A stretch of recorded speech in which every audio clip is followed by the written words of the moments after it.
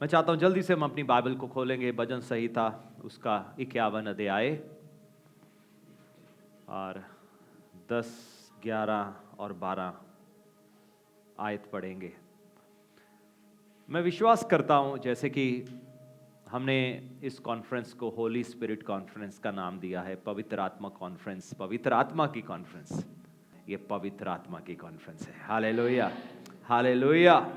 और हम उनसे सुनने के लिए आए हैं। प्रभु के वचन में एक जगह लिखा है ना, जब तुम जज के सामने पेश किए जाओ तो फिक्र मत करना क्या बोलना है, क्योंकि उचित समय में तुम्हें आत्मा की ओर से दे दिया जाएगा, क्योंकि बोलने वाले तुम नहीं, पवित्र आत्मा है। भजन संहिता जब 51 अध्याय, साम्स चैप्टर 51 और वर्स 10, 11 और 12 में जब हम पढ़ते हैं, यहां पर लिखा है, हे परमेश्वर मेरे अंदर शुद्ध मन उत्पन्न कर। यहां पर भजन संहिताकार के अंदर एक भूख देख रहे हैं, तड़प देख रहे हैं। उसको मालूम है मेरी जिंदगी में कुछ कमजोरियां हैं। कितने लोग कहना चाहते हैं आपके जीवन में कुछ कमजोरियां हैं? कितने लोग हैं जो कहना चाहते हैं हम कुछ चीजों से जूझ रहे हैं? लेकिन यहां पर हो सकता है आज आपकी भी यही प्रार्थना होनी चाहिए। आमीन। हे परमेश्वर मेरे अंदर शुद्ध हृदय, शुद्ध मन उत्पन्न कर और मेरे भीतर स्थिर आत्मा नए सिरे से उत्पन्न कर। वो नई शुरुआत की चाहत रख रहा है, वो नई शुरुआत की मांग परमेश्वर से कर रहा है। गाड़ी, बंगला, स्कूटर, कोठी, जायदाद कुछ नहीं मांग रहा, लेकिन यहां पर वो कह रहा है प्रभु मुझे बदलो, मेरी जिंदगी में तब्दीली लेकर आओ, मेरे सोच में, मेरे चाल चलन में, मेरे उठने बैठने में, मेरे देखने के तरीके में एक तब्दीली लेकर आओ। प्रभु मैं अपने जीवन में एक तब्दीली देखना चाहता हूं, क्योंकि प्रभु मैं वैसे नहीं चल पा रहा। हम देखते कैसे एक समय आया दाऊद के जीवन में, गुनाह आ गया, पाप आ गया, और फिर उसने परमेश्वर से माफी मांगा और अब प्रभु के पास आया है। प्रभु को कहता है प्रभु मेरे दिल को शुद्ध करो, मेरे विचारों को शुद्ध करो, मेरी जिंदगी में कुछ चीजें जो सही नहीं है, मेरे जीवन में ढिलाई है, मेरे अंदर आपके लिए पहले जैसा पैशन नहीं है, पहले जैसा जज्बा नहीं है, पहले जैसी आग नहीं है, पहले जैसा समर्पण नहीं है। प्रभु देखो इब्लिस बहुत चालाक है, वो हमें संसारिक बनाने की कोशिश करता है। संसारिक तरीके से सोचना शुरू कर देते हैं, संसारिक तरीके से बोलना शुरू कर देते हैं, संसारिक तरीके से देखना शुरू कर देते हैं लोग। लेकिन प्रभु हमारी जिंदगी में एक परिवर्तन लाना चाहते हैं, और मैं समझता हूं इस कॉन्फ्रेंस का थीम ही होना चाहिए परिवर्तन, ट्रांसफॉर्मेशन। सब कहें परिवर्तन। दो लोगों को हाथ मिलाकर कहे प्रभु आपके जीवन में परिवर्तन लाना चाहते हैं इन 2 दिनों में। यहां वो कहता है परमेश्वर मेरे अंदर शुद्ध मन उत्पन्न कर और मेरे भीतर स्थिर आत्मा नए सिरे से उत्पन्न कर। कहता मेरी जिंदगी में प्रभु स्थिरता लेके आओ। बहुत सारे लोग ऐसे होते हैं, विश्वासी लोग, उनके लाइफ में स्थिरता नहीं है। उनका विश्वासी जीवन उतार चढ़ाव का जीवन होता है। 2 दिन हम आत्मिक हैं और 2 दिन संसार में, और 2 दिन आत्मिक हैं और 2 दिन संसार में हैं। और कुछ लोग 1 दिन आत्मिक है, संडे का दिन आत्मिक दिन है, लेकिन संडे शाम आते आते वो फिर दुनिया में खो जाते हैं। हमारी सोच ज्यादा देर तक तब्दील नहीं रहती। जब हम वचन सुनते हैं हमारी सोच में तब्दीली आती है, लेकिन फिर इब्लिस आता है और क्या करता है? चुरा के ले जाता है। उसको आपके पैसे से मतलब नहीं है, उसको आपके धन दौलत से मतलब नहीं है, उसको आपकी शोहरत से मतलब नहीं है। कुछ लोग सोचते हैं शैतान हमारे पैसे चोरी लेकर के ले गया, अलमारी में रखा था 500 रह गया 400, लगता है हमारे घर में कोई दुष्ट आत्मा है। उसको आपके पैसे से मतलब नहीं है, वो वचन को चुराना चाहता है। क्या चुराना चाहता है? क्योंकि उसको पता है इस दुनिया में सबसे शक्तिशाली चीज पैसा नहीं है, धन दौलत नहीं है, शौहरत नहीं है, आपकी जमीन जायदाद नहीं है, लेकिन परमेश्वर का वचन है। क्यों ना जोर से ताली बजाए प्रभु के लिए। परमेश्वर का वचन सबसे सामर्थी है। यह वचन इतना सामर्थी है कि आकाश और पृथ्वी को बना दिया। इस वचन ने तारों को बना दिया। इस वचन ने सूरज को बनाया है कोई साइंसदान जो सूरज बना दे? है कोई दुनिया का पैसा जो ये आकाश को बना सके? है कोई ऐसा आर्किटेक्ट, ऐसा कोई मिस्त्री है, ऐसा कोई आर्किटेक्ट है जो कहे कि मैं बड़े खूबसूरत तारे बना दूंगा आकाश में? कोई भी नहीं है, क्योंकि वचन ही है जिसने ये सब कुछ बनाया है, और वचन ही सब चीजों को स्थिर रखता है। आपकी जिंदगी में स्थिरता भी तब आएगी जब आपके जीवन में वचन होगा। और इब्लिस शैतान क्या करता है? वचन चुरा के लेके जाता है। मैंने देखा है बहुत सारे लोगों के जीवन में प्रार्थना बनी रहती है लेकिन वचन नहीं रहता। प्रार्थना है लेकिन वचन नहीं है। गीत भी सुन रहे हैं, गा रहे हैं, यूट्यूब पे हम सुन रहे हैं, लेकिन वचन नहीं है। वचन सबसे महत्वपूर्ण है, क्योंकि यही अगर हर चीज को स्थिर रखता है। पृथ्वी और आकाश टल जाएंगे, मेरा वचन कभी ना टलेगा, प्रभु कहते हैं। यह एक ऐसी चीज है जो कभी टलती नहीं है। वचन बनाता है। पवित्र शास्त्र बाइबल में पढ़ते कई ऐसे लोग थे, जब उन्होंने वचन को ग्रहण किया उनकी जिंदगियां तब्दील हो गई।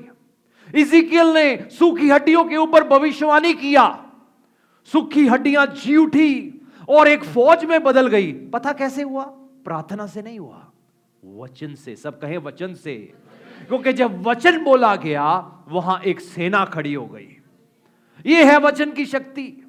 उसको मालूम है आपका पैसा इतना शक्तिशाली नहीं है, आपका धन दौलत, आपकी जायदाद इतनी शक्तिशाली नहीं है, आपका नाम, आपकी शोहरत इतनी शक्तिशाली नहीं है, आपका व्यापार इतनी शक्तिशाली नहीं है, आपकी नौकरी भी इतनी शक्तिशाली नहीं है। आपकी नौकरी आपकी जिंदगी को बना के नहीं रख सकती, लेकिन वचन बना सकता है। आपकी नौकरी आपकी जरूरतों को मुहैया नहीं कर सकती, लेकिन वचन कर सकता है। एलिया जिसके जीवन में वचन था, उसकी हर जरूरत पूरी हुई है। बाइबल में पढ़कर देखो, जो भी लोगों के जीवन में वचन था उनका हर जरूरत पूरा हुआ।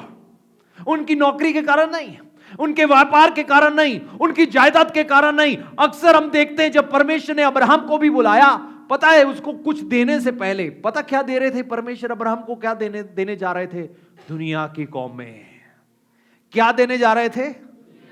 और वो दुनिया की कौमें हासिल करने के लिए उसके बाप के पास या उसके पिता की जायदाद में इतना पैसा नहीं था कि वो दुनिया की कौमें खरीद सके।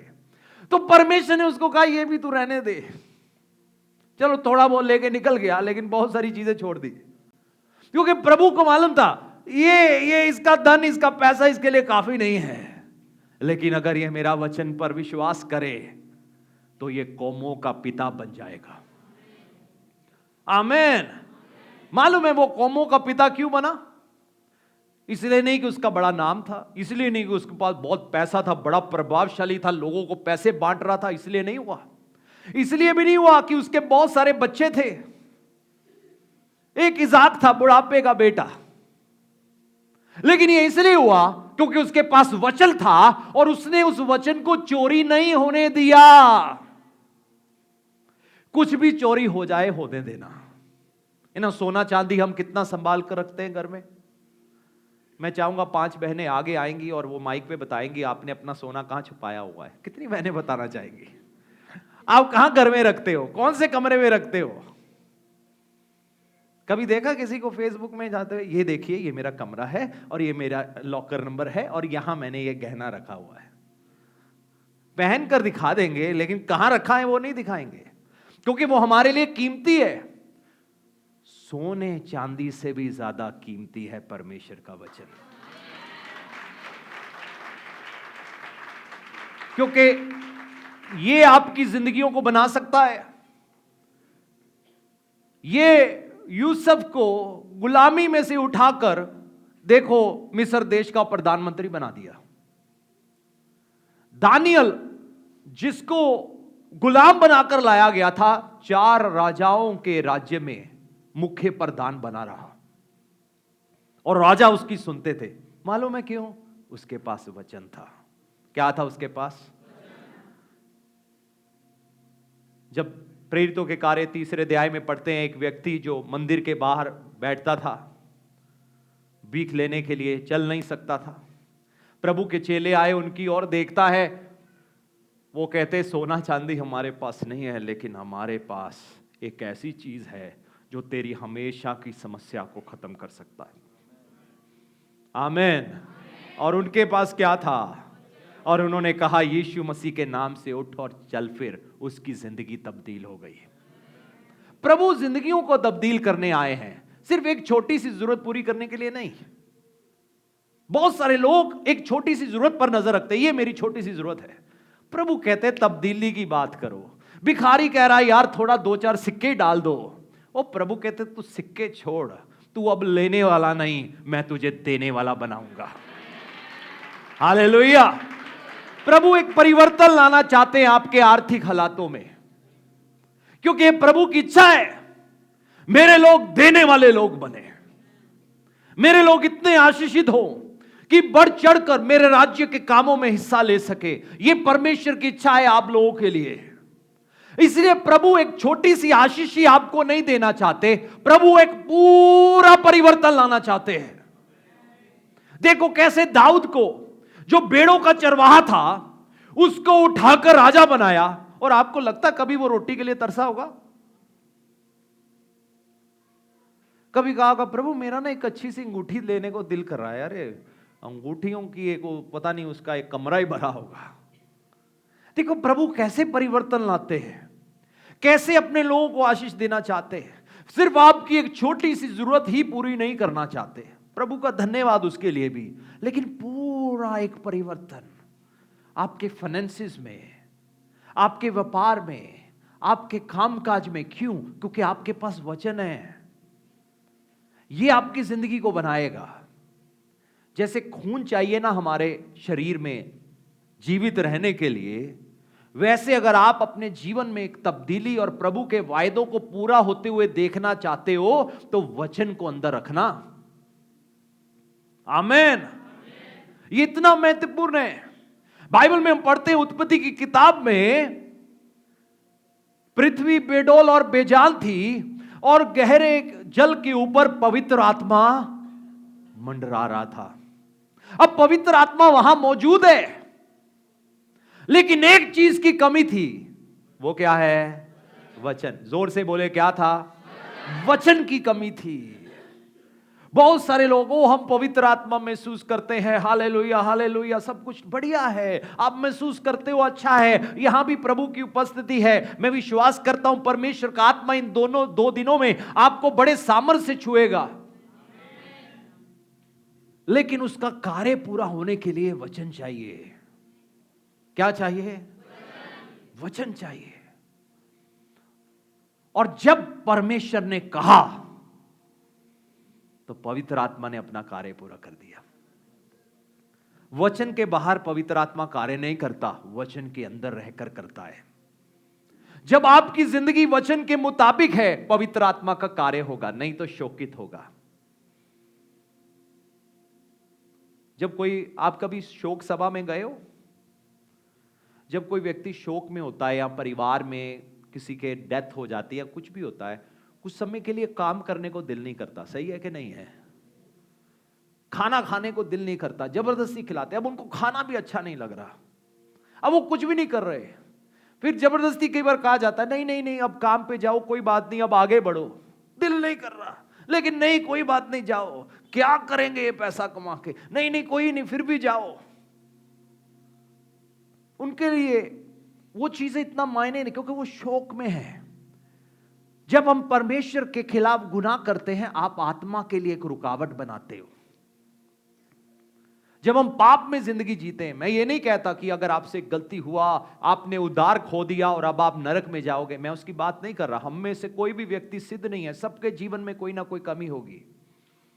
लेकिन मैं ये कह रहा हूं, उस कारण से हम परमेश्वर के आत्मा के लिए एक रुकावट का कारण बन जाते हैं कि प्रभु का आत्मा वो कार्य पूरा नहीं कर पाता जिसके लिए वचन भेजा गया है।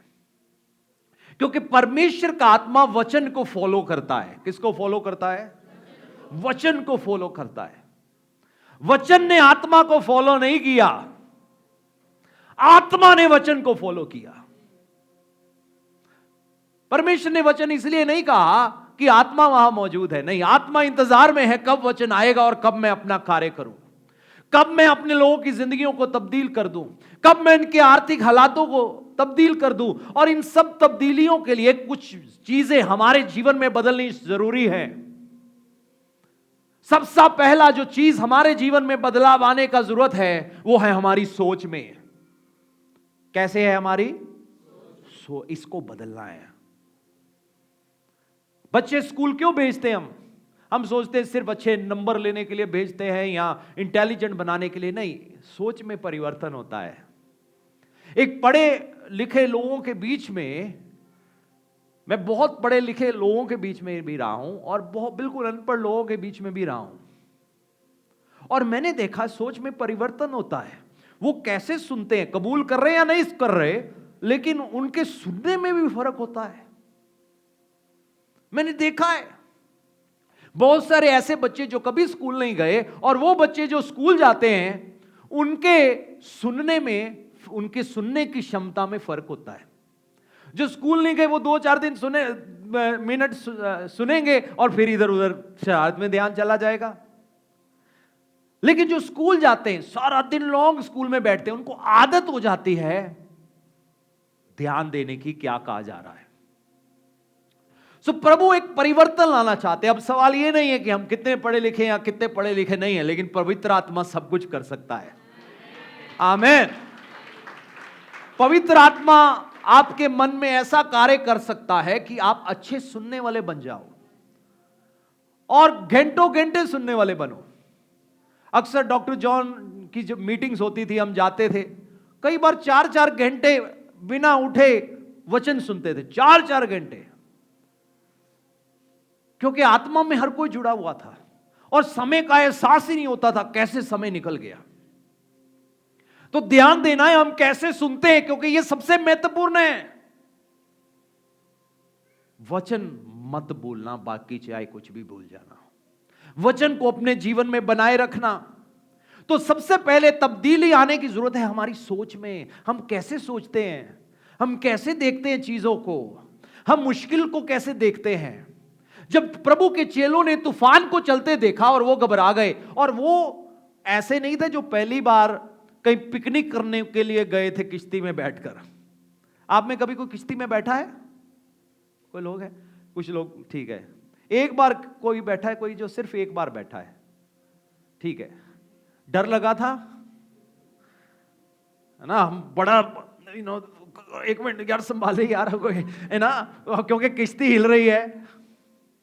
तो जब हम पहली बार बैठते हैं हमें डर होता है, लेकिन हम देखेंगे कोई जा रहा है जिसका रोज का काम है, स्पोर्ट्स में देखते हैं कितनी तेज लहरें हैं, वो फिर भी चली जा रहे हैं, स्कीइंग कर रहे हैं इतनी ऊंची ऊंची लहरों में, क्योंकि उनको आदत हो गई, उनको मालूम है, उनका तजुर्बा है, उनका अनुभव है, उनको मालूम है कैसे बचना है। अब प्रभु यीशु मसीह के चेले जो बड़े तजुर्बेकार थे, जिनको लहरों की आदत थी, जिनको तूफानों की आदत थी, लेकिन इस बार तूफान कुछ ऐसा चला जो उन्होंने पहले कभी अनुभव नहीं किया। ऐसी लहरें उठी जो उन्होंने कभी अनुभव नहीं की। मालूम है जिंदगी में कई बार ऐसे तूफान चलते हैं जो हमने कभी सोचे नहीं होते। अब सवाल ये नहीं है कि तूफान चलेगा या नहीं चलेगा, तूफान सबके जीवन में आता है, लेकिन सवाल यह है हमारा रिस्पॉन्स क्या होता है। हम कैसे रिस्पॉन्ड करते हैं जब तूफान आता है? हम क्या कहेंगे? हाय मर गए मर गए मर गए मर गए, कुचड़ गई जिंदगी, हाय तबाह हो गई जिंदगी। बाइबल में पढ़ते हैं एक दिन एक व्यक्ति प्रभु के पास आया और प्रभु को कहता है मेरी बेटी बीमार है। यीशु ने कहा मैं तुम्हारे घर चलूंगा। रास्ते में एक औरत थी, वो उसको चंगाई मिला, लहू बहने की बीमारी थी, थोड़ा टाइम और लग गया, लेकिन चलो करते करते घर पहुंचे तो पता लगा लड़की मर गई है। अब सारे रो रहे हैं, हाय मर गए, हाय मर गए, हाय तुम्हारी जिंदगी उजड़ गई, ये हो गया वो हो गया, ऐसा सब रोना पीटना चल रहा था। और उन दिनों में रोने वाले बुलाए जाते थे। कौन बुलाए जाते थे? ना स्पेशल रोने वाले होते थे, वो बाजा लेके आते थे। जब दुल्हन नहीं जाने लगती, किसी की शादी होती है, बेचारी मुझे समझ नहीं लगती वो क्या प्रॉब्लम क्या है, वो इतनी खुश है मेरी शादी हो रही है, जैसे ही जाने लगती है वो जो बजा के जो भी है, वो कहते अब रुलाने का टाइम है। अब वो कहती जाना ही नहीं और जबरदस्ती धकेलना पड़ता है गाड़ी में। वो खुशी को दुख में बदल देते हैं। तो ऐसे ही उन दिनों में भी वैसे ही बजाने वाले होते थे। एक पहले ही दुखी है, अब और ज्यादा और फिर वो रोने वाले आते थे, जिनको रोने की खूब एक्टिंग आती थी, और वो बैठे होते थे। तो जब प्रभु वहां आए, प्रभु ने वातावरण को देखा, दुख से भरा हुआ वातावरण था। लोगों के अंदर कोई आशा नहीं थी, परिवार टूटा हुआ था। लेकिन प्रभु की सोच कुछ और थी। प्रभु ने सबको पहले बाहर निकाला, फिर उन्होंने कहा ये सारे बाहर करो। कहो बाहर करो। आपकी जिंदगी में कुछ ऐसे लोग होंगे जो आपकी आग को बुझाने की कोशिश करेंगे, उनको बाहर करो। अगर आप एक चमत्कार देखना चाहते हो, कुछ चीजों को अपनी जिंदगी से बाहर करो।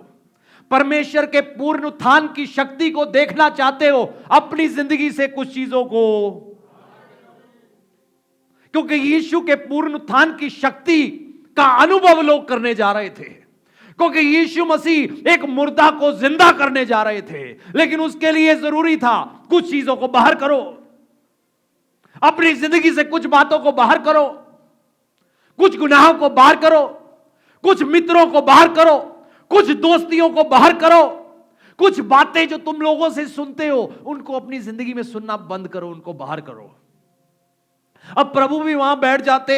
माहौल क्या था? हाय कुछ नहीं बनना, हाय खत्म हो गए, खत्म हो गए, खत्म हो गए।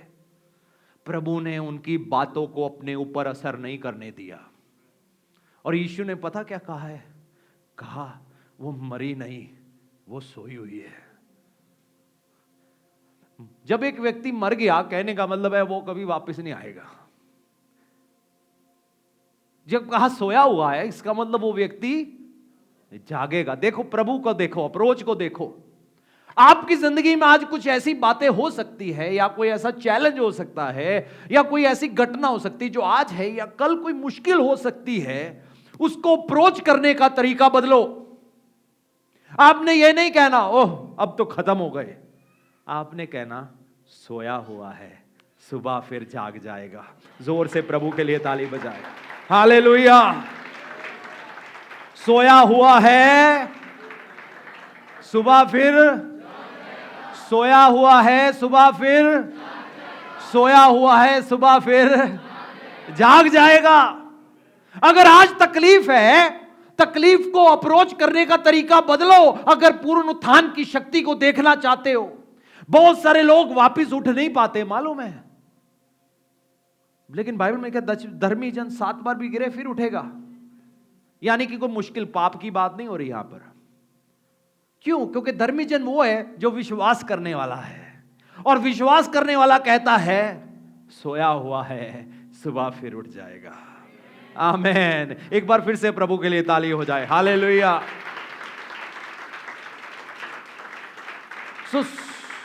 सोच में परिवर्तन आना चाहिए। सबसे पहले प्रभु के चेले तजुर्बेकार हैं।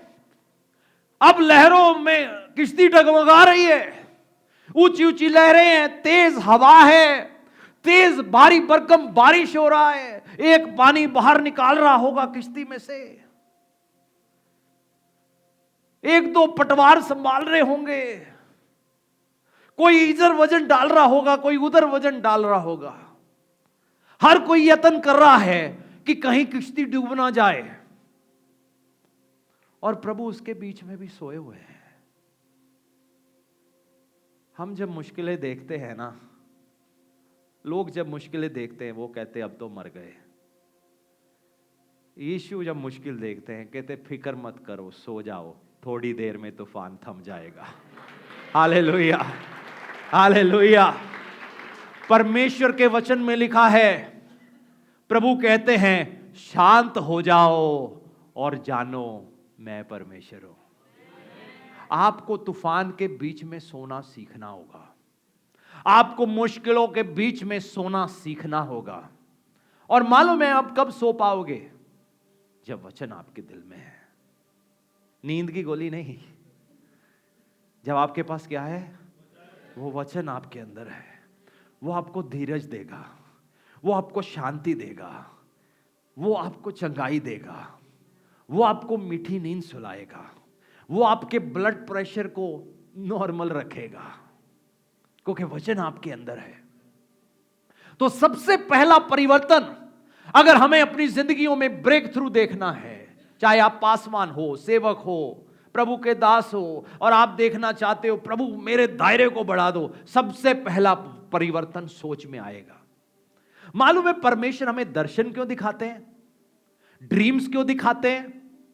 यूसुफ को ख्वाब आया था कि नहीं आया था? और जब उसको ख्वाब आया उसकी सोच बदल गई।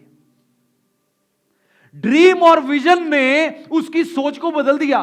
पहले सोच रहा होगा हां मैं ऐसे ही जिंदगी भर पुलिया बांधा करूंगा और मैं ले आऊंगा, मेरे पापा मुझे हर साल नया रंग बिरंगा कोट दे दिया करेगा।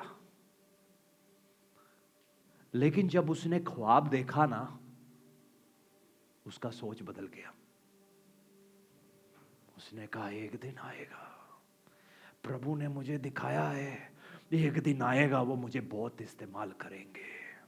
एक दिन आएगा जब मेरा घराना मेरे सामने झुक जाएगा। एक दिन आएगा जब मैं अपने परिवार के लिए आशीष का कारण बनूंगा। एक दिन आएगा जब लोग इस मूर्ख को कहेंगे ये बुद्धिमान है। बाइबल में लिखा ना, परमेश्वर ने दुनिया के मूर्खों को चुन लिया कि बुद्धिमानों को शर्मिंदा करे।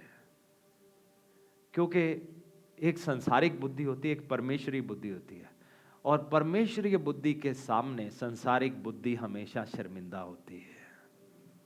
क्योंकि संसारिक बुद्धि कहेगी अब नहीं कुछ हो सकता, मेरा अनुभव कहता है कुछ नहीं हो सकता, साइंस कहती है कुछ नहीं हो सकता, डॉक्टर कहता है कुछ नहीं हो सकता, डॉक्टर कहता है लड़की मर गई, लेकिन स्वर्गीय बुद्धि कह रही है वो मरी नहीं, वो सोई हुई है। Hallelujah, hallelujah. प्रभु आपकी अप्रोच को बदलना चाहते हैं, आपकी सोच को बदलना चाहते हैं। अब्राहम की सोच में परिवर्तन आया जब उसने परमेश्वर की आवाज को सुना और परमेश्वर ने कहा मैं तुझे आशीष दूंगा और आशीष का कारण बनाऊंगा। और फिर परमेश्वर ने इतना ही नहीं किया, अब्राहम के नाम को अब्राहम किया। अब्राहम कौमों का पिता। तो जब भी कोई उसे कहता था अब्राहम, वो कहता था मुझे कह रहे हैं कौमों का पिता, अब्राहम कौमों का पिता। परमेश्वर ने उसको कहा अब्राहम। देखो बड़ा मायने रखता है परमेश्वर हमें क्या कहते हैं। दुनिया को करने दो, जो अब्राहम कहना है, कुछ और कहना है, टिंकू कहना है, मिंटू कहना है, परवाह नहीं है। परमेश्वर आपको क्या बोलते हैं? आमीन। परमेश्वर आपको क्या बोलते हैं वो मायने रखता है। बाइबल में पढ़ते बहुत सारे लोगों के नाम बदले गए।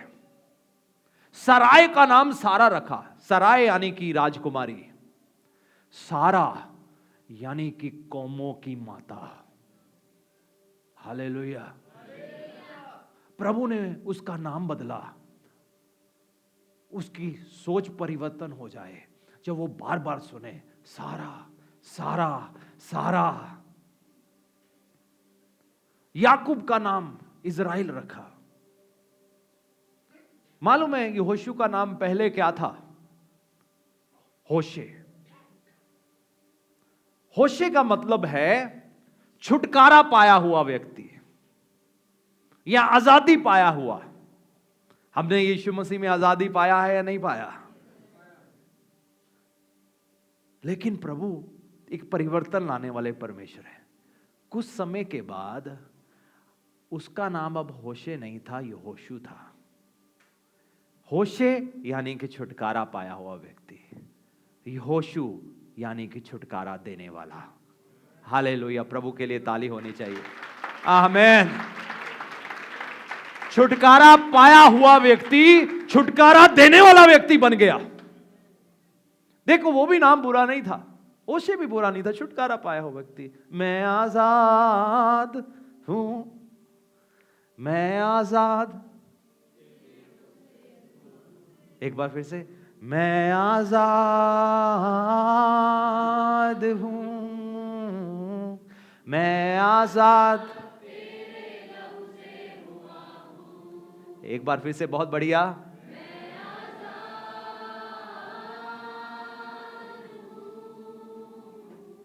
मैं आजाद,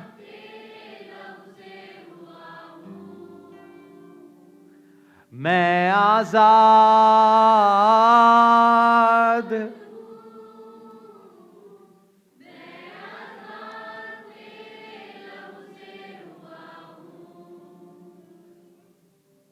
देखो प्रभु कैसे परिवर्तन लाते हैं। छुटकारा पाए हुए व्यक्ति को छुटकारा देने वाला व्यक्ति बना दिया। ये जंग जीती उसने, युद्ध जीते, जिस जगह पांव रखता था उसकी हो जाती थी। पहले प्रभु बहुत अच्छे, प्रभु ने मुझे मुक्ति दी, प्रभु ने मुझे आशीष दी। अरे वही ना रुके रहो, प्रभु अब मैंने मुक्ति पाया है, मुझे दूसरों के लिए मुक्ति का कारण बनना है। मैंने खुशखबरी सुनना है, अब मुझे दूसरों को यह खुशखबरी सुनाना है। आमीन। मैंने आशीष पाया है, मुझे दूसरों के लिए आशीष का कारण बनना है। आमीन। मालूम है नए नियम में अक्सर ज्यादातर देने के बारे में सिखाया गया है, क्योंकि आपकी बुलाहट तब तक पूरी नहीं होती जब तक आप देने वाले नहीं बन जाते। प्रभु का मकसद पूरा नहीं होता, अधूरा है। प्रभु ने मुझे आशीष दी, आशीष दी, अधूरा मकसद है। अब्राहम के जीवन में मकसद अधूरा था अगर सिर्फ वही आशीषित होता। प्रभु का मकसद तब पूरा हुआ, वो आशीषित होकर दूसरों के लिए आशीष का कारण बना। हमें क्यों प्रभु के कामों के लिए देना है? क्योंकि प्रभु का मकसद पूरा हो रहा है, परमेश्वर की भविष्यवाणी पूरी हो रही है। और इसीलिए लिखा है जब हम थोड़े में विश्वास योग्य हैं, वो हमें बहुतायत से देगा, क्योंकि अब वो हम पर भरोसा करता है कि तुम बहुते में भी विश्वास योग्य होगे। आमीन। कई लोग पता क्या करते हैं, अपनी छोटी छोटी चीजों को थाम के रखते, विश्वास योग्य नहीं रहते। प्रभु कहते हैं अरे तुझे मूर्ख, तुम्हें मालूम होता मैंने तुम्हारे लिए क्या रखा हुआ है। सिर्फ अगर तुम्हें पता होता और तुम इस चीज को थाम के ना रखते, तुम्हें सिर्फ मालूम होता मैंने तुम्हारे लिए क्या रखा हुआ है। मालूम है इसके लिए क्या चाहिए? सोच में परिवर्तन। सोच में परिवर्तन। पवित्र शास्त्र बाइबल में जब भी देने का के बारे में भी सिखाया गया, मकसद क्या था? सोच में परिवर्तन। क्योंकि संसारिक बुद्धि कहोगी दोगी तो थोड़ा रह जाएगा, दोगे तो लेकिन स्वर्गीय परिवर्तन क्या है? दो तो दिया जाएगा। हालेलुया। आप देख रहे हो परिवर्तन। पवित्र शास्त्र बाइबल का, परमेश्वर के वचन का मकसद ही यही है, हमारी सोच को बदलना। बाइबल पढ़ने के लिए क्यों कहा गया है? हमारी सोच को बदलने के लिए। ये नहीं पढ़ लिए 5 चैप्टर, चलो जी प्रभु आज आप बड़े खुश हो गए मेरे से, मैंने बाइबल के 5 चैप्टर पढ़ लिए, चलो आज मैंने 2 ही पढ़े। आप पढ़ो, आप ना पढ़ो, प्रभु को फर्क नहीं पड़ता। प्रभु को फर्क पड़ता है आपके सोच की परिवर्तन से। यहोशू को कहा दिन रात मेरे वचन पर ध्यान दिए, ताकि ऐसा कर, उसके मुताबिक करने से जब तू चले या कार्य करे, तू अपने सब कामों में सफल होगा। सफलता कैसे आएगी? सोच में परिवर्तन के द्वारा। बड़ा सोचो। 2 लोगों को हिलाकर कहो थोड़ा बड़ा सोचो। बड़े के लिए भूख रखो। कई लोग ना बड़े रिलीजियस होते हैं, नहीं जी नहीं, हम ऐसे ठीक है, देखो प्रभु हम कितने अच्छे हैं, हम तो थोड़े से ठीक है प्रभु, थोड़ा ही तो, नहीं प्रभु देखो हम कितने धार्मिक हैं। प्रभु कहेंगे अरे मूर्ख, तुझे पता होता मैंने तेरे लिए क्या रखा हुआ है। मालूम है हम अपनी सोच, छोटी सोच के कारण कई कुछ अपने जीवन में हासिल नहीं कर पाते जो परमेश्वर अपनी कलीसिया को देना चाहते हैं। इसीलिए संसार लेके चला जाता है, क्योंकि हमें वो एक साधु मेंटालिटी सिखा दी गई। बस इतना ही बड़ा है, बस सादे ही बड़े हैं, नहीं इतना कम ना कमाना कि सोना भी तुम खरीद पाओ या चांदी भी तुम खरीद पाओ, नहीं बस इतना ही बहुत है। मालूम है ये सोच चली हमारे देश में बहुत लंबा समय, अब बदल रही है, प्रभु का धन्यवाद। क्यों? क्योंकि उन्होंने कहीं पढ़ लिया कि अमीर आदमी का स्वर्ग में दाखिल होना संभव नहीं है, ऊंट का सुई के नक्के में दाखिल होना आसान है, लेकिन अमीर आदमी स्वर्ग के राज्य में दाखिल, ये पकड़ लिया वचन, जबकि समझे नहीं प्रभु क्या कह रहे थे। प्रभु कह रहे थे वो व्यक्ति जो अपने धन पर भरोसा रखता है। प्रभु के बहुत सारे चेले अमीर थे, यहां तक कि वो व्यक्ति जिसने प्रभु यीशु मसीह जब सलीब पर मरे, उनको उतरवाकर एक कीमती चादर उनके ऊपर डालकर उनको एक कब्र में रखाया। वो एक अमीर व्यक्ति था, क्योंकि गरीब अफोर्ड नहीं कर सकते थे। गरीब कहां से? वो गरीब कहता यार नहीं यार, कोई पुराना या कुछ दो, हमारे पास है ही नहीं। लेकिन एक अमीर आदमी का इस्तेमाल किया। अमीर आदमी की बनवाई हुई एक कब्र थी जहां प्रभु को रखा गया। प्रभु के बहुत सारे चेले अमीर थे। अब्राहम अमीर था कि नहीं था? इसहाक, याकूब, दानियल, यूसुफ, दाऊद, शाऊल, सुलेमान अमीर थे, क्योंकि प्रभु ने अपना मकसद पूरा किया। मैं तुम्हें लेने वाला नहीं, और इनको देखो हमेशा दूसरी कौमों के लिए आशीषी बने। यही परमेश्वर आप लोगों की जिंदगियों में करना चाहते हैं, सिर्फ अगर सोच तब्दील होने दो। मेरी तड़प आज आप लोगों के लिए यही है, आपकी सोच बदले और बहुत बड़ी हो जाए, और आप भूखे हो जाओ। पता किस चीज के लिए? कामयाबी के लिए।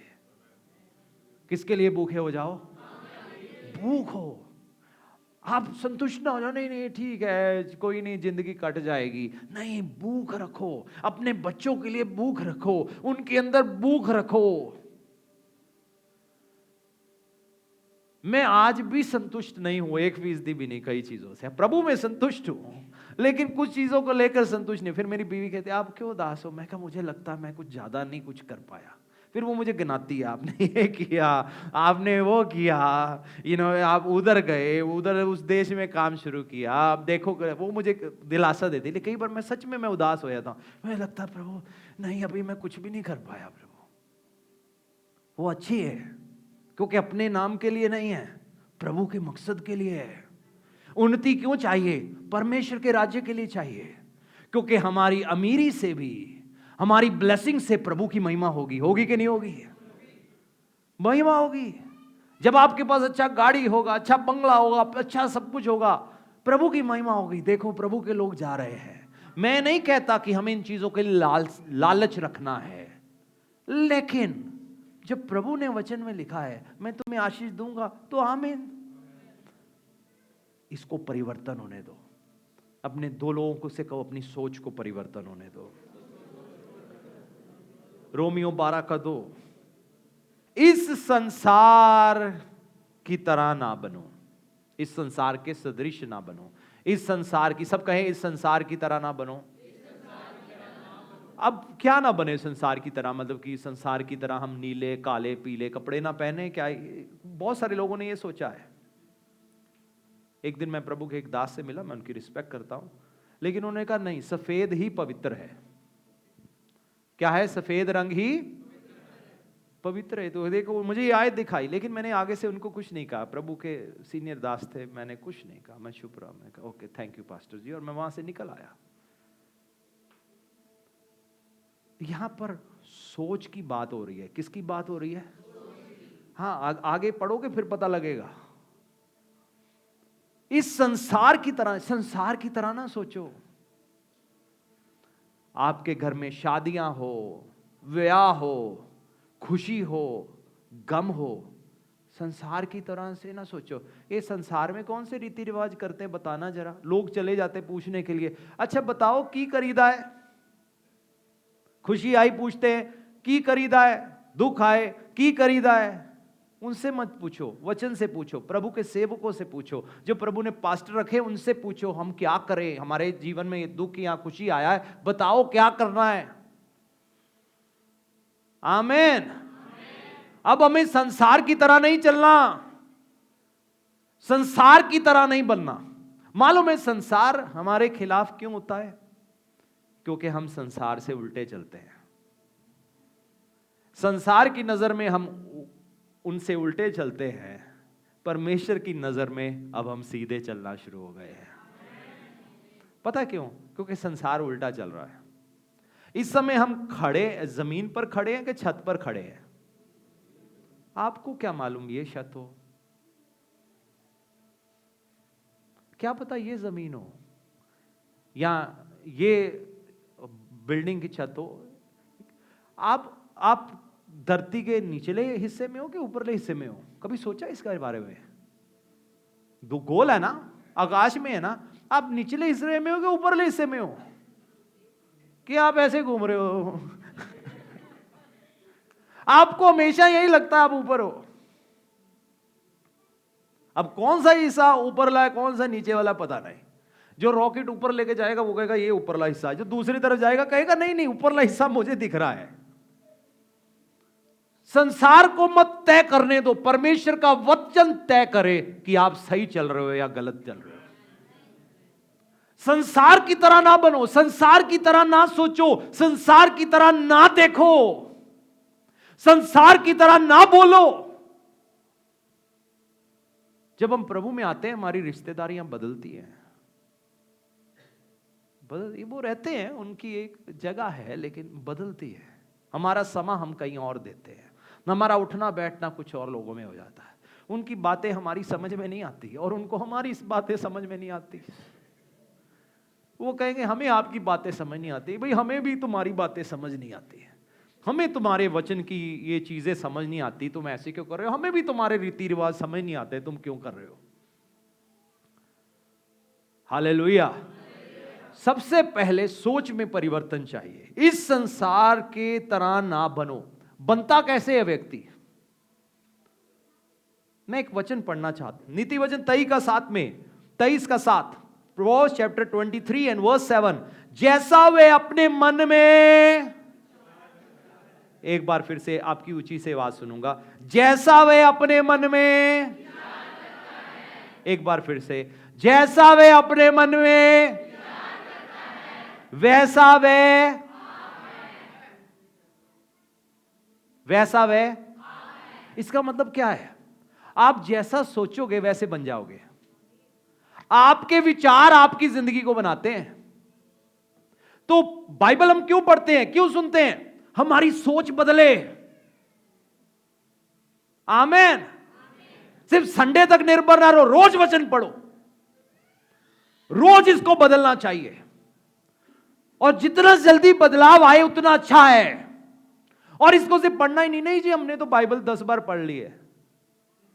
सवाल वो नहीं आपने 10 बार पढ़ी कि नहीं पढ़ी, सवाल यह है जो इसमें लिखा है वो आपने जीवन में लिया या नहीं लिया। तो आपने अपनी सोच को परिवर्तित होने दिया या नहीं होने दिया। जैसा वे अपने मन में विचार करता है, जो आप सोचते हो, जो आपके थॉट्स हैं, जो आपकी इमेजिनेशन है। अगर आप गलत इमेजिनेशन, गलत विचार रखोगे, किसी उदाहरण के तौर पर लड़की के बारे में सोच रहे हो, गलत तरीके से सोच रहे हो, आप अपने विचारों में वह विचार आने दे रहे हो, तो कोई दूर की बात नहीं, आप वह विचारी बन जाओगे। अगर आप अपने विचारों में हो मैंने उसको छोड़ना नहीं, उसने मेरे साथ बड़ा बुरा किया, बड़ा बुरा किया, बड़ा बुरा किया, आप झगड़ालू बन जाओगे, आप अपने रिश्ते खराब कर बैठोगे। तो युद्ध यहां विचारों में है और यह तय करेगा आप क्या बनोगे। सो प्रभु हमारी सोच के पीछे है। किसके पीछे है? प्रभु कहते हैं अगर मैं तुम्हारी सोच बदल दूं ना, अगर मैं तुम्हारे देखने के तरीके को बदल दूं। जब मैं प्रभु में आया, प्रभु ने मेरे साथ कई सारे वादे किए और मैं हर बार हैरान हुआ। मैं पहले कहता था जब प्रभु ने मुझे बुलाया, प्रभु आप मुझे इस्तेमाल करोगे, मुझे इस्तेमाल करोगे। मैं तो कभी स्कूल में खड़े होके कोई पोएम नहीं सुनाई आज तक, आप मुझे इस्तेमाल करोगे। तो फिर कोई आया भविष्यवाणी करके चला गया, प्रभु तुम्हें कौमों में इस्तेमाल करेंगे। और मैं सुन रहा हूं प्रभु मुझे कौमों में इस्तेमाल करेंगे। और फिर मुझे एक दिन ड्रीम आ रहा है प्रभु मुझे इस्तेमाल कर रहे हैं। और हमारे घर में एक हेल्पर थी जो आकर घर की साफ सफाई करती थी, प्रभु को नहीं जानती थी। अगले दिन आई सुबह एक दिन आगे कहती मैंने आपको देखा, आप एक चर्च के अंदर खड़े हो। उसको कुछ नहीं पता प्रभु के बारे में। आपने सफेद कपड़े पहन रखे हैं, आपके हाथों से लहू बह रहा है और लोगों के ऊपर आके गिर रहा है। मैंने कहा इसको कैसे ये बातें पता लगी, ये तो अविश्वासी है, इसको तो यीशु के लहू के बारे में कुछ भी नहीं पता। प्रभु ने मेरी सोच बदलना शुरू किया। जब मैंने बाइबल पढ़ा, प्रभु ने मेरा सोच बदलना शुरू किया। जब मैंने दर्शन देखे, प्रभु ने मेरा सोच बदलना शुरू किया। क्या आपने प्रभु की ओर से ख्वाब देखा है? मालूम है क्यों दिखाया है? इसलिए ताकि आपकी सोच बदले और आप अपनी मंजिल तक पहुंच सको। अगर हमारे ऊपर भविष्यवाणी हो गया लेकिन हमने अपनी सोच नहीं बदली, हमने अपने उठने बैठने को नहीं बदला, हमने अपनी जिंदगी में कोई कदम नहीं उठाया, फिर हम कहेंगे पास्टर जी आपने 6 साल पहले कहा था तो वो तो अभी तक पूरा नहीं हुआ। मेरे पास ऐसे लोग आए हैं। एक पास्टर की बेटी एक शहर में है और मैंने बहुत साल पहले उसके ऊपर भविष्यवाणी किया, प्रभु तुझे इस्तेमाल करेंगे। आज इस बात को 13 साल हो गए, उसके हालात नहीं बदले। अब क्या मैं झूठा था या प्रभु झूठे थे? उसने इन 13 सालों में अपनी सोच नहीं बदली, अभी भी डर को नहीं छोड़ा, अभी भी मुझे शर्म आती है, मुझे शर्म आती है, वो नहीं छोड़ी। कोई भी दीवट को जलाकर किसके नीचे नहीं रखता? पैमाने के नीचे या बेड के नीचे नहीं रखता या टेबल के नीचे नहीं रखता, लेकिन उसको ऊंचे रखा जाता है ताकि कईयों के लिए रोशनी बने। जब मैं प्रभु में आया ना, मैं बड़ा शर्माता था बहुत सारी चीजों से। प्रभु ने मुझे एक बात समझाई कि भाई ये शर्म छोड़ दे, ये तेरे लिए सबसे बड़ा नुकसान है। और फिर मैंने छोड़ दिया। और फिर मुझे कुछ और बातों से, मुझे ऑफरिंग मांगने से शर्म आती थी। लोगों ने मेरे से बाइबलें मंगानी, किताबें मंगानी, मैंने खरीद लेनी। मेरे पास ज़्यादा पैसे भी नहीं थे, लेकिन मुझे पैसे मांगने से वापस शर्म आती थी।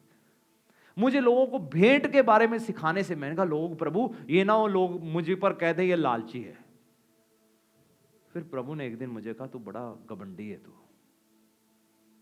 फिर मुझे एहसास हुआ यार बात तो सही है। मैंने कहा नहीं, मुझे लोगों के लिए ब्लेसिंग बनना है, मुझे उनको आशीष के तरीके बताने हैं, मुझे शर्म को छोड़ना है, मुझे सच्चाई बतानी है कि आपकी जिम्मेवारी है प्रभु के राज्य में बोने की। आमीन। वचन ने मेरी सोच को परिवर्तन करना शुरू किया। आज मैं जो कुछ भी हूं अपनी डिग्रियों के कारण नहीं, अपनी फैमिली बैकग्राउंड के कारण नहीं, लेकिन सोच। और मेरी आज भी प्रभु से प्रेयर होती, प्रभु इसको और बदलो जरा, मुझे और बड़ा सोचना सिखाओ। बहुत साल पहले अबू धाबी में एक मीटिंग थी, वहाँ बड़ा स्टेडियम, प्रभु ने चमत्कार किया। उस देश में डॉक्टर पॉल योंगिचो, डेविड योंगिचो, वो वहाँ पर आए जिनकी साउथ कोरिया में चर्च थी। उनकी चर्च में करीब 10 लाख लोग होते थे, फिर बाद में लाखों लोग हैं, फिर कई हिस्सों में बंट गया। तो वो मुझे याद है वो उस दिन शेयर कर रहे थे और उन्होंने शेयर किया पावर ऑफ इमेजिनेशन के ऊपर।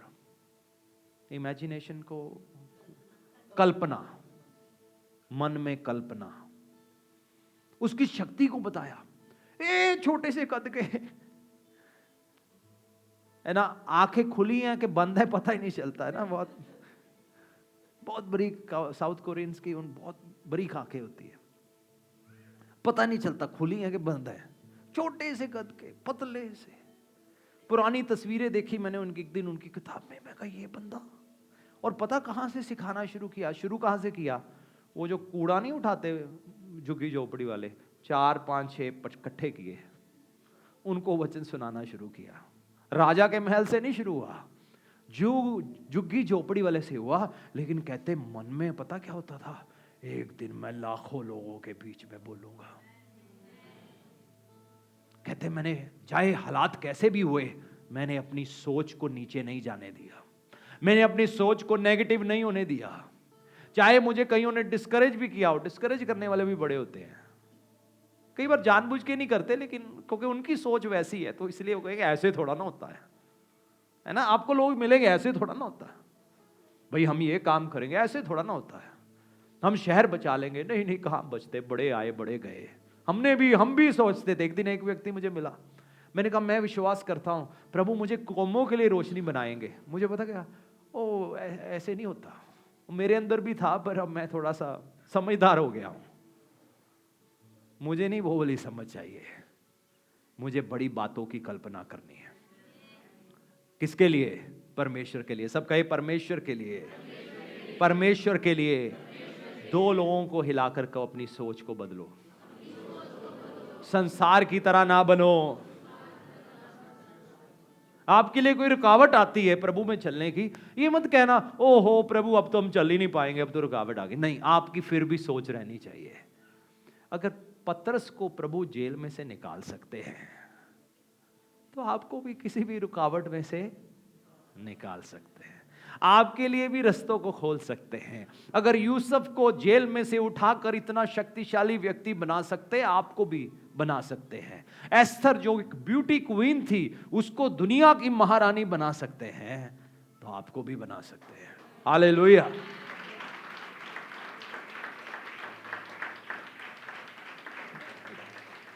बाइबल में पढ़ते हैं हम नेबूकदनेस्सर राजा के बारे में।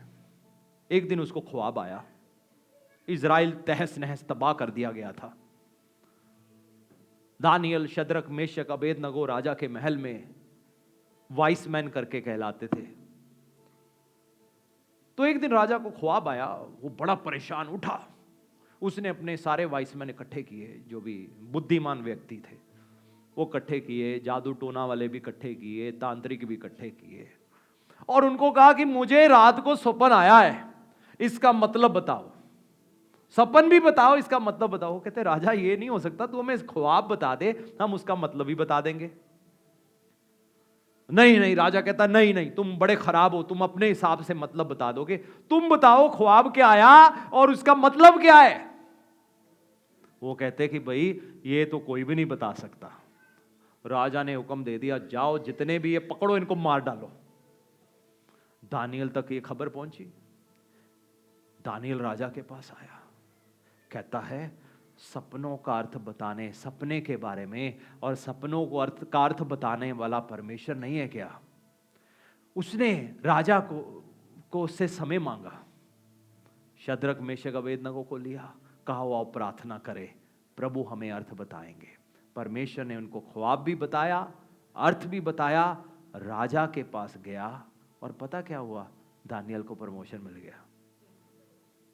एक छोटा सा ख्वाब बताना, डिग्री करने में कितने साल लगते हैं? 3 साल, 4 साल, 5 साल, नर्सरी से लेकर कितनी। एक सपने का अर्थ बताया, एक ऊंचा ओहदा उसको मिल गया। यूसुफ ने एक सपने का अर्थ बताया था। क्या किया था उसने? जंगें लड़ी थी, युद्ध लड़े थे, एक मतलब बताया। फिरौन बड़ा परेशान, ड्रीम आया है, उसको बताया गया भाई जेल में एक बंदा है, परमेश्वर को मानता है। कहां था वो? जेल में था। आप सोचोगे मुश्किल हालात में, अब हमारे बारे में कौन सोचता है? प्रभु की नजरें हैं। प्रभु कहेंगे मेरा वायदा पूरा होना अभी बाकी है। हम भूल जाते हैं वायदे करके, परमेश्वर नहीं भूलते हैं। 2 लोगों को हिलाकर कहे, प्रभु कभी नहीं भूलते, प्रभु अपने वायदों को कभी नहीं भूलते। पृथ्वी और आकाश टल जाएंगे, वचन नहीं टलेगा। प्रभु कहते पूरा करके रहूंगा, क्योंकि मैं परमेश्वर हूं, प्रभु कहते हैं। आमीन। राजा का आदर पता किस बात में होता है? जब मुंह से निकली बात पूरी कर दे। आमीन। एक दिन बाइबल में पढ़ते हैं, हेरोद की बेटी नाच के दिखाया और बड़ा खुश हुआ। कहता है तू जो मांगेगी आधी जायदाद तक तुझे दूंगा। मां के पास गई, मम्मी मैं क्या मांगू? यूहन्ना बपतिस्मा देने वाले का सिर मांग ले। लेकिन हेरोद उससे डरता था, उसको पता था ये रब का बंदा है। लेकिन बाइबल में लिखा है अपनी जुबान के कारण और अपने गेस्टों के कारण उसने उसका सिर मंगवाया, उसको मरवाया। तो ये राजाओं की शान होती थी, जो मुंह से निकला उसको पूरा करना। परमेश्वर की शान कितनी बड़ी है। आपको लगता है प्रभु कुछ कह के बदल जाएंगे? जोर से ताली बजाओ। अगर आपके लिए यह प्रकाशन है, ताली होनी चाहिए जोरदार। हालेलुया। ये परमेश्वर की शान नहीं है अपने वचन को पूरा ना करना, लेकिन हमें एक काम अपनी जिंदगी में होना देना है, सोच में तब्दीली। निराशा के बीच में भी आशा रखकर अब्राहम ने वो हासिल किया जो परमेश्वर ने उसे कहा था। हालात निराशा वाले हैं, लेकिन उसमें भी आशा रखो। कितने साल मुझे मालूम नहीं, पर आशा रखो, दिन आएगा तो तारों के समान चमकोगे। टाइम वेस्ट हो रहा है, कुछ भी वेस्ट नहीं हो रहा। जिस गद्दी तक पहुंचने के लिए यूसुफ को शायद 70 साल लग जाते, एक ख्वाब का मतलब बताया। उन्होंने कहा भाई इससे समझदार व्यक्ति कौन है, ये मेरे साथ होगा। सेकंड मोस्ट पावरफुल व्यक्ति बना दिया, और उसको एक रथ दिया और सैनिक दिए और अंगूठी बनाया। और जब यूसुफ जाता था ना, पूरा मिस्र उसके सामने झुकता था। आज हो सकता है आपको किसी के सामने झुकना पड़ता हो, लेकिन अगर आप अपनी सोच में परिवर्तन आने दो, दुनिया आपके सामने झुकेगी। प्रभु के लिए ताली बजाओ। Hallelujah, hallelujah. परमेश्वर को किसी व्यक्ति के जीवन को बदलने में टाइम नहीं लगता। दाऊद पॉलिटिशियन नहीं था, ना ही दाऊद कोई सैनिक था। क्या वो सैनिक था?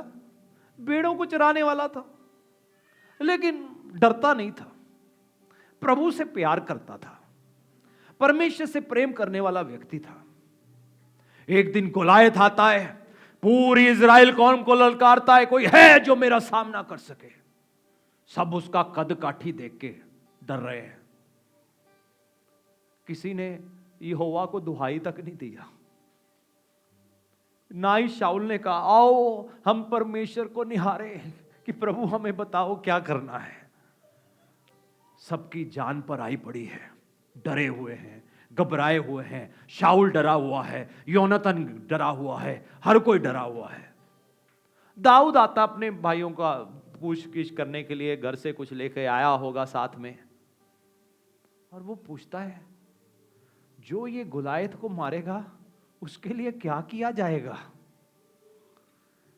देखो, जिसकी सोच में परिवर्तन है ना, उसके लिए एक मुश्किल प्रमोशन लेने का मौका है। सब कहे मौका है, मौका है।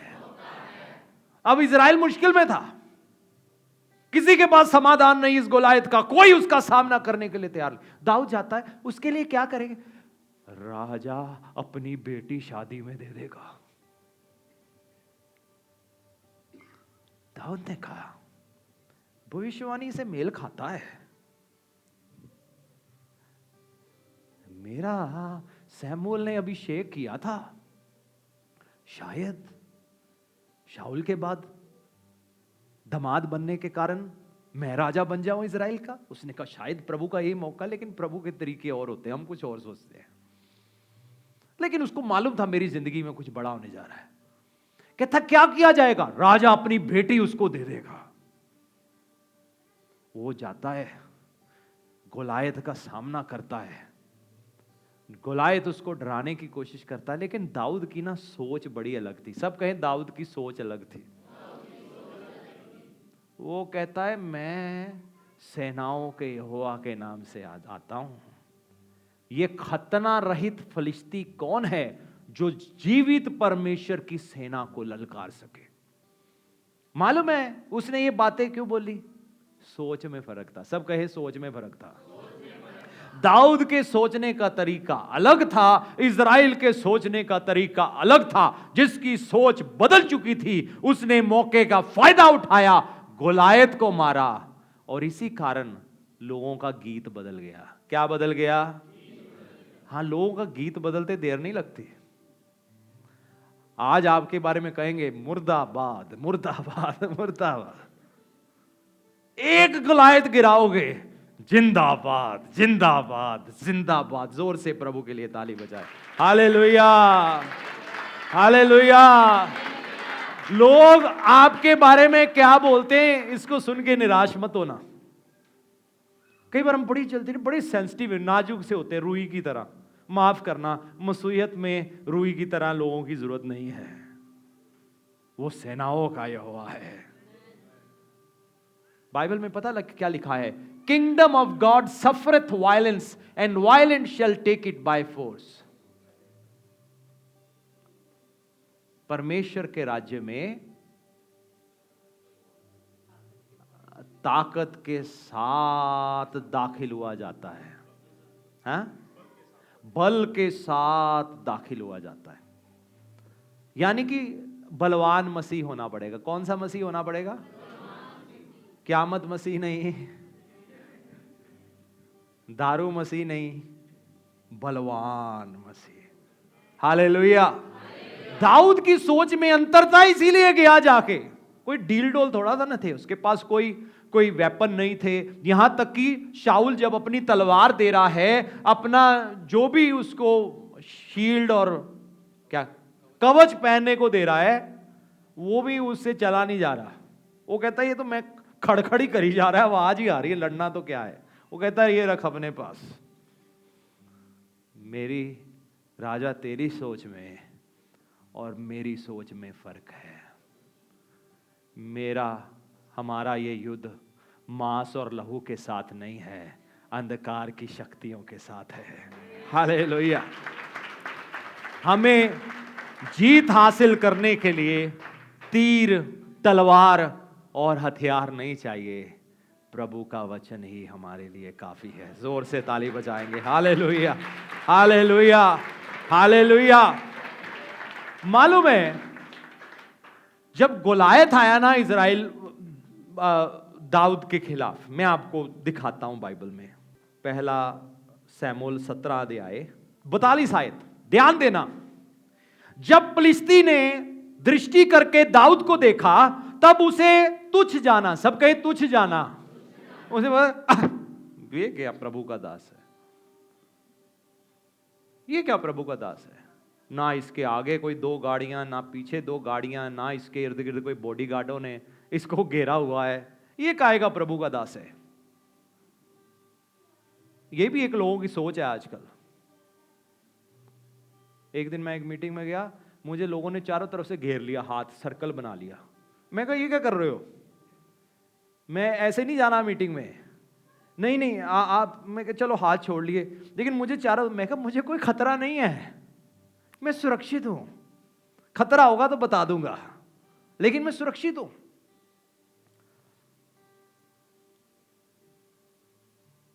लोग हो सकता है आपको क्या पहरावा देखें, आपकी बैकग्राउंड देखें, आपकी कलीसिया का नाम देखें, आपका नाम देखें और कहे है तेरी कोई बैकग्राउंड ही नहीं है।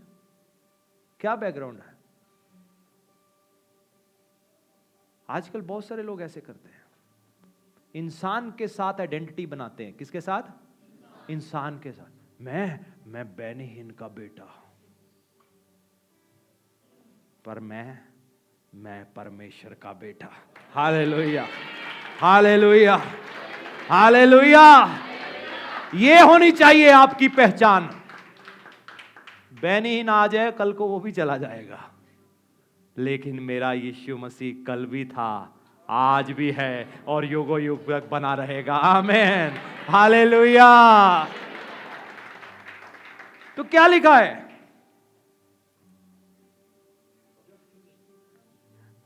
हाँ 42।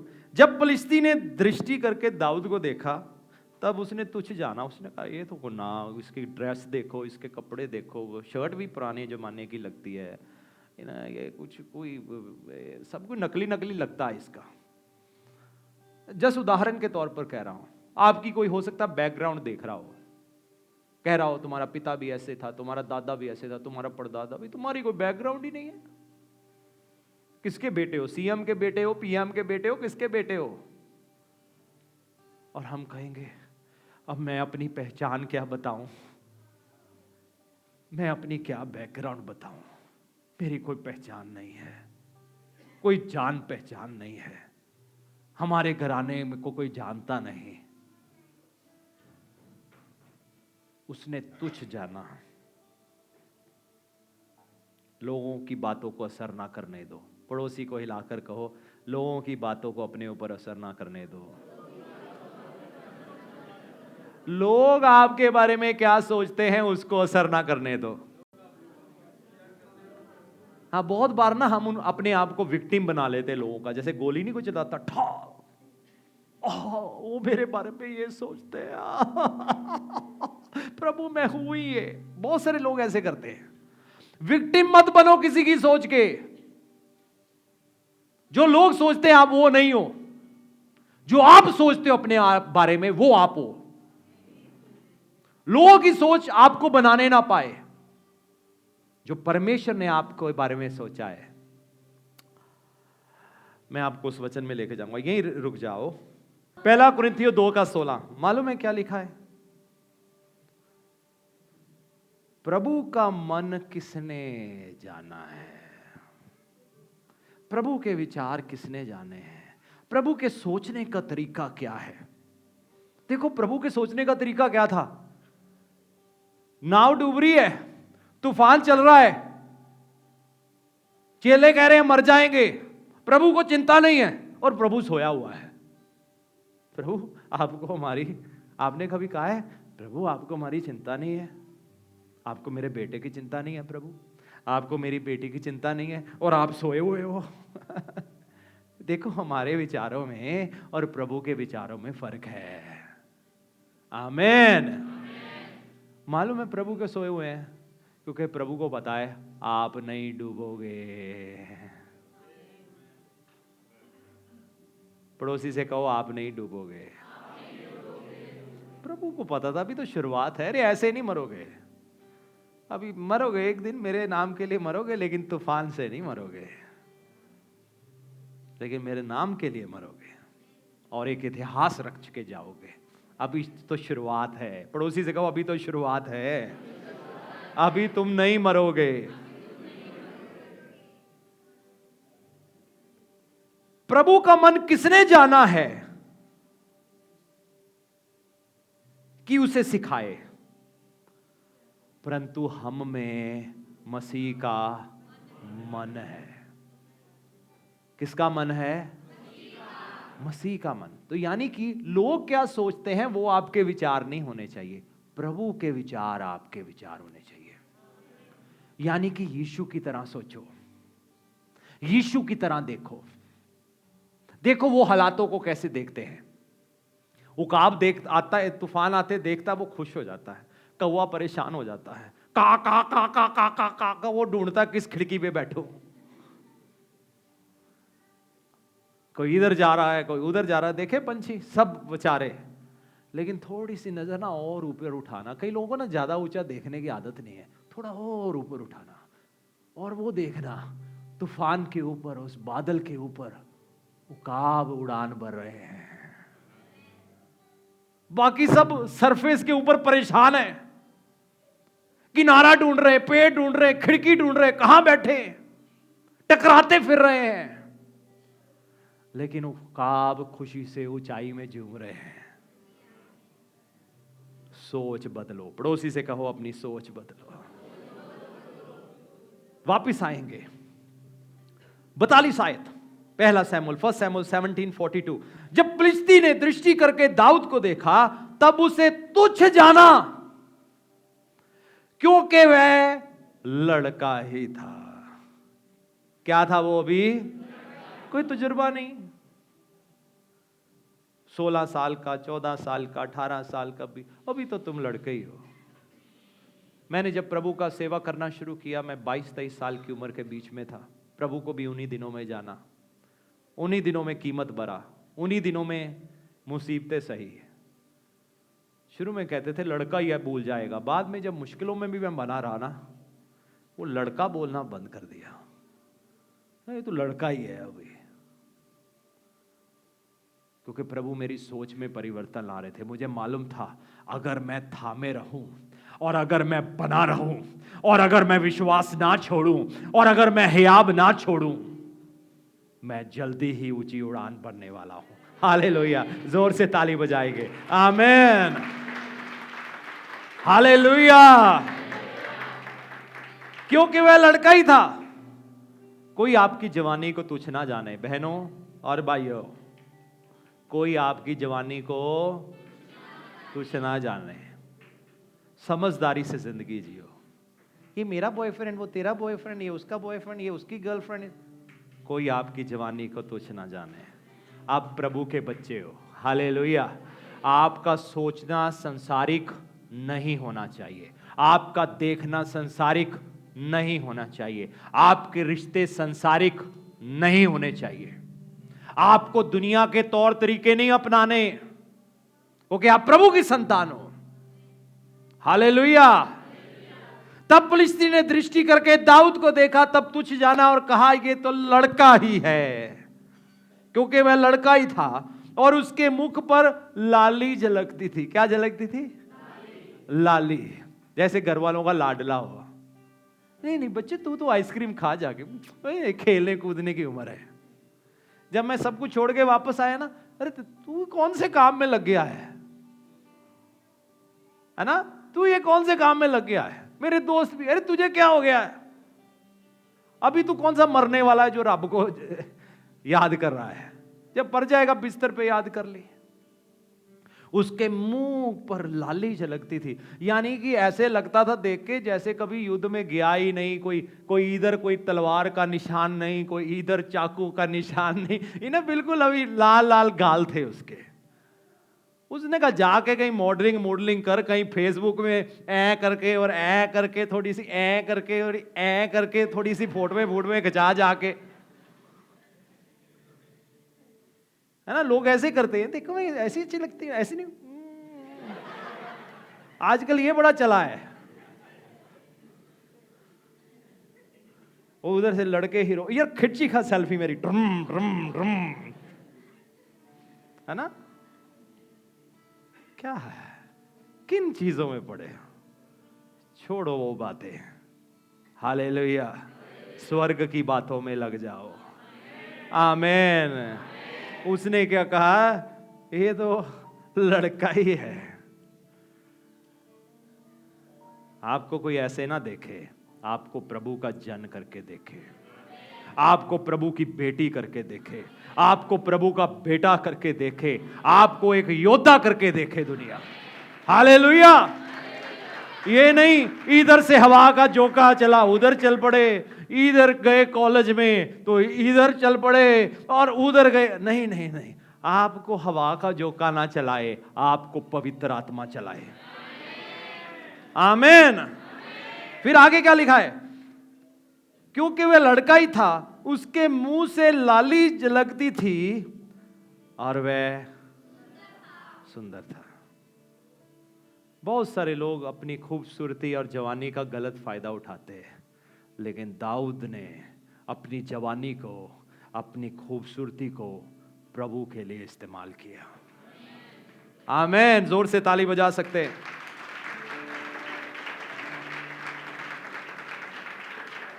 तब फिलिस्ती ने दाऊद से कहा, क्या मैं कुत्ता हूं?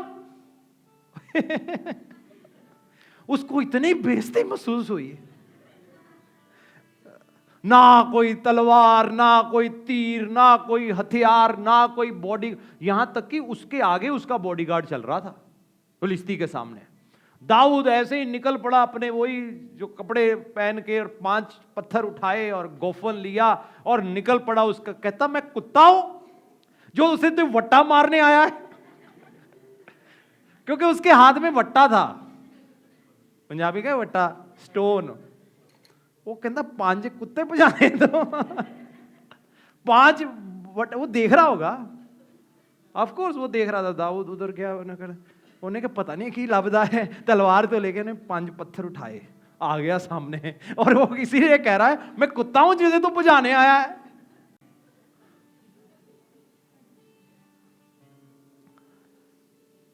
वो दुश्मन की सोच से खेल रहा है। क्या मैं कुत्ता हूं, तू लाठी लेकर मेरे पास आता है? तब फिलिस्ती अपने देवताओं के नाम लेकर दाऊद को कोसने लगा, शराब देने लगा। पास्टर जी मेरे घर को जादू टूना कर गया, नींबू काट के रख गया, आपका काम सौखा हो गया, कटा कटाई नींबू मिल गया, थोड़ा निचोड़ो और पी जाओ। हमारे घर में खून के छिट्टे पड़े, हमारे घर में ये हो गया, लगता किसी ने कुछ कर दिया। अगर आप प्रभु में हो, आपका कोई कुछ नहीं बिगाड़ सकता। आमीन। मालूम है, एक दिन इजरायली लोग आ रहे थे, एक व्यक्ति था शराब देने के लिए बड़ा फेमस था, जिसको शराब देता था लग जाता था, जब देने लगता था उल्टा आशीष ही देता था। क्योंकि बाइबल में लिखा है जिसको परमेश्वर ने आशीष दे दिया उसको शराब कौन दे सकता है?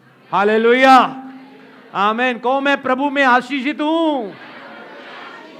और मालूम है परमेश्वर की आशीष शैतान के शराब से ज्यादा ताकतवर होती है, इसलिए वो आप पर असर नहीं करेगा। जोर से प्रभु के लिए ताली बजाएंगे, आमीन।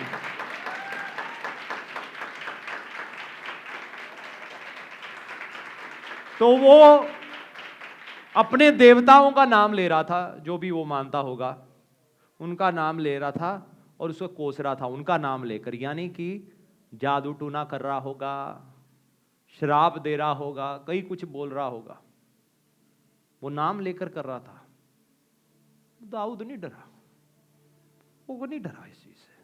उसके दाएं बाएं क्या हो रहा है उसको पता है, जो मुझ में है उससे बड़ा है जो इस संसार में है। सोच परिवर्तन देखो, बाइबल क्या कर रही है हमारी सोच को। जब डर लगे, रात को ख्वाब आया बुरा, ये हो जाएगा वो हो जाएगा, आप उठ के कहना शैतान जो मुझ में है वो तुझसे बड़ा है। हालेलुया, जोर से ताली बजाओ प्रभु के लिए, आमीन।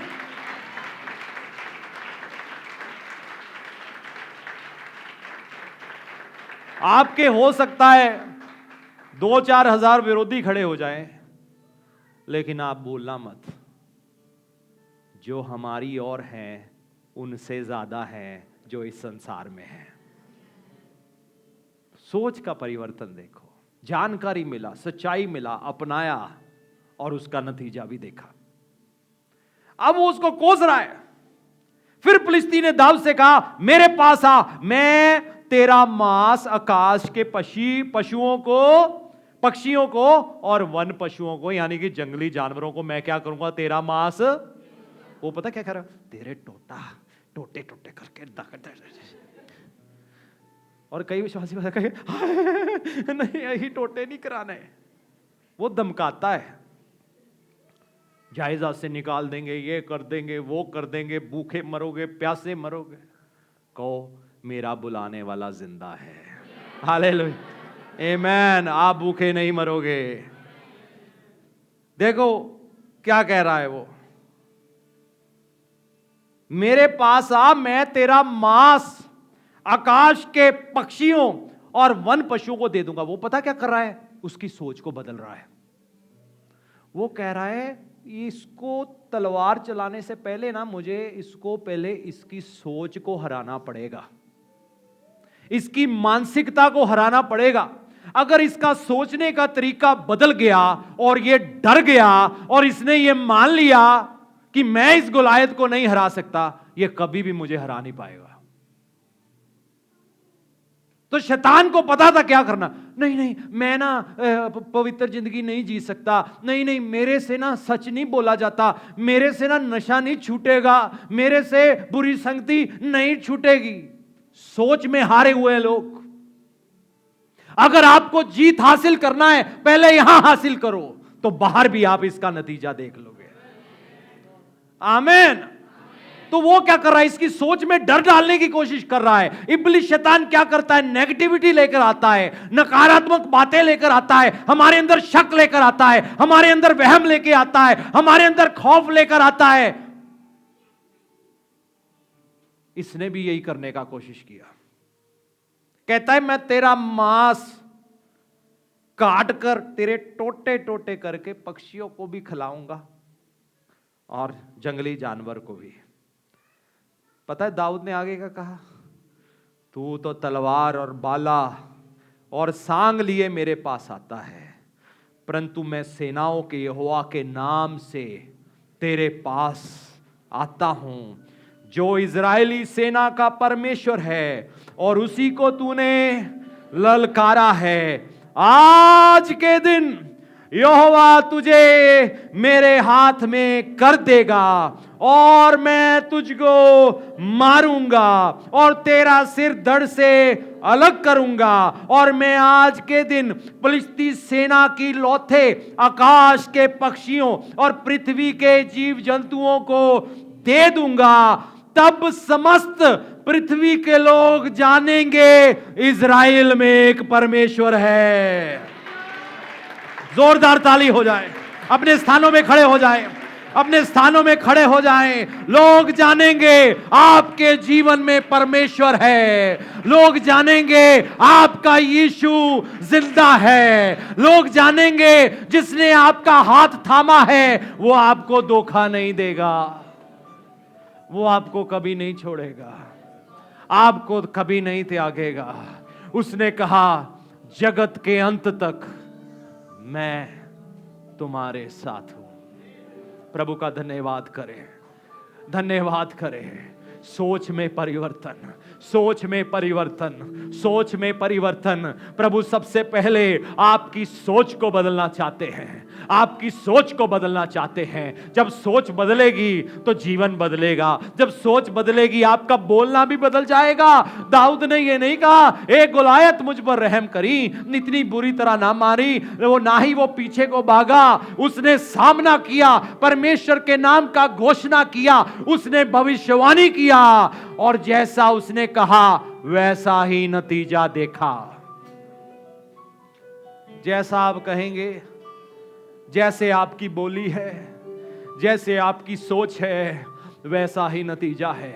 आप अपने शादीशुदा जीवन के बारे में अच्छा सोचेंगे तो प्रभु की भलाई को देखेंगे, नकारात्मक सोचेंगे तो शैतान की बुराई को देखेंगे। आप अपने व्यापार में, अपने कारोबार में, अपने कामकाज में, अपनी नौकरी में, आप अगर प्रभु के वचन के, प्रभु की सोच के मुताबिक सोचेंगे, आप उसका असर अपने व्यापार, अपने कारोबार में देखेंगे। और इस समय हर कोई अपनी आंखें बंद करे और अपने सर पर हाथ रखे और कहे प्रभु मेरे दिमाग को खोल दो, प्रभु मेरी बुद्धि को खोल दो, प्रभु मेरी समझ को खोल दो, प्रभु खोल दो, प्रभु खोल दो, प्रभु दुहाई दे प्रभु की, प्रभु इसको खोल दो। मुझे मालूम पड़ गया है मेरे जीवन में आशीष कैसे आएगा।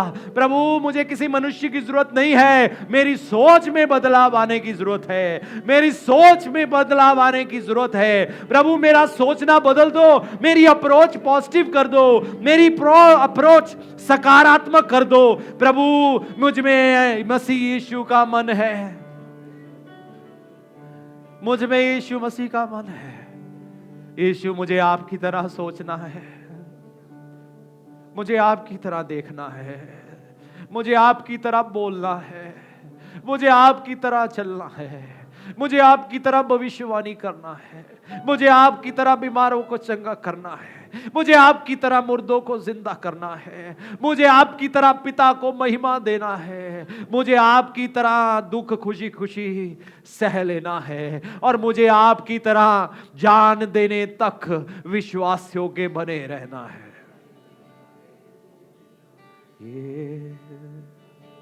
यीशु नाम, यीशु नाम, यीशु नाम, यीशु नाम, यीशु नाम। हर कोई अपनी आंखें बंद करे, हाथ स्वर की ओर उठाए। आज कुछ हो रहा है इस स्थान में, बहुत सारे लोगों के ऊपर महिमा उतरने जा रही है। यीशु नाम,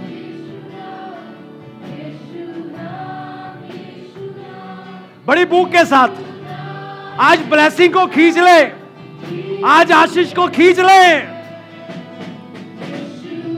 यस लॉर्ड,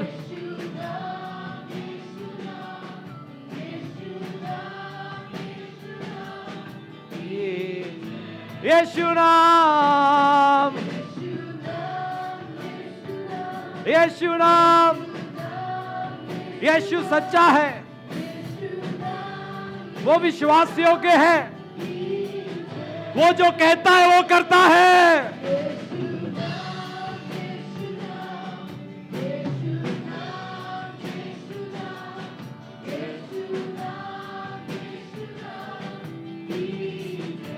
आप लोगों की आवाज यीशु,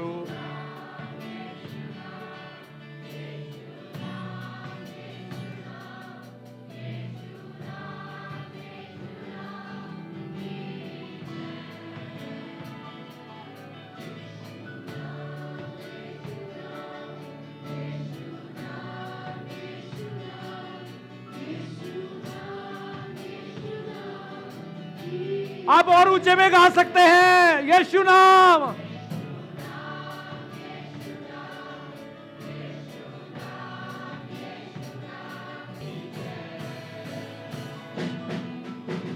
जिस नाम में है जिंदगी, वो नाम है,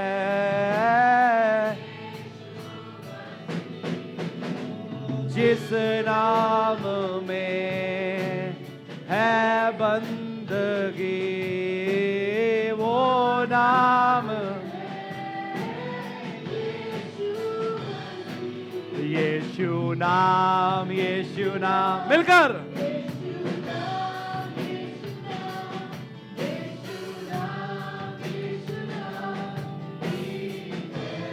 यीशु नाम, यीशु नाम,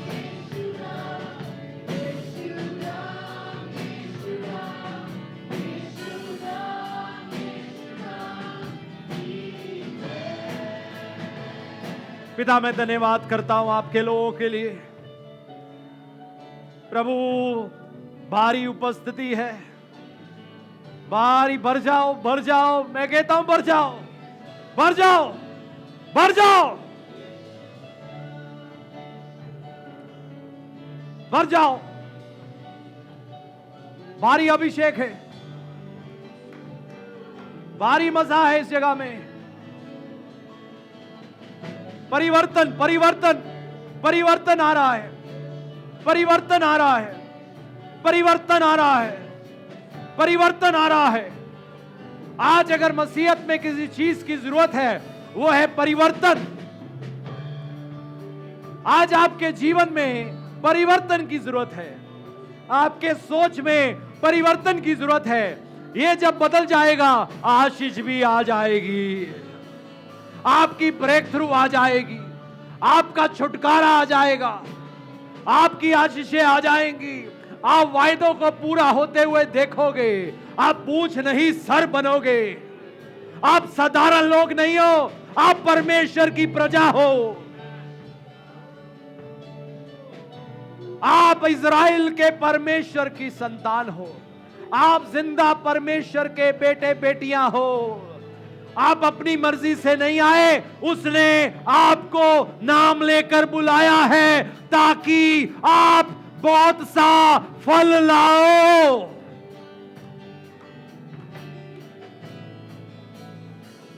आपके पिता की महिमा आपकी जिंदगियों के द्वारा होती है। परमेश्वर की महिमा अपनी कलीसिया के द्वारा होती है। परमेश्वर, मैं भविष्यवाणी करता हूं आपकी जिंदगियों के ऊपर, इस साल आपकी जिंदगियों के द्वारा परमेश्वर की महिमा होगी।